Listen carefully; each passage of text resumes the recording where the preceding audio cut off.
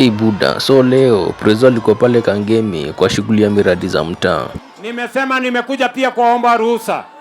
Nataka serikali ya kitaifa ambayo mimi naongoza na serikali ya kaunti ya Nairobi inaongozwa na Sakaja, tuungane, tutengeneze Nairobi, kwa sababu ile safari ya Singapore inaanza hapa Nairobi. So Prezo alibongana na biashara pale Unge na akawa promise wampatie tu mwaka moja atakuwa ma-upgrade soko yao.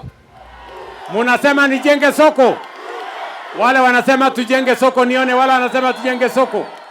Pia pale kwa ground, Prezo alikuwa na some of Nairobi leaders, just to name a few, including Jalas, Aladwa, Karen Nyamo, Beatrice Elachi and so many other politicians. Sisi tuko kazi.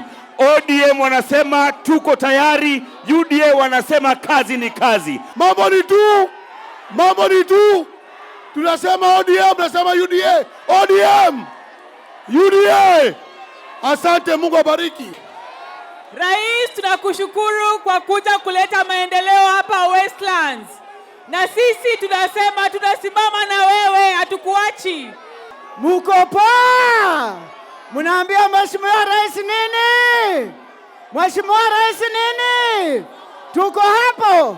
Tunabwekse. Sawa sawa.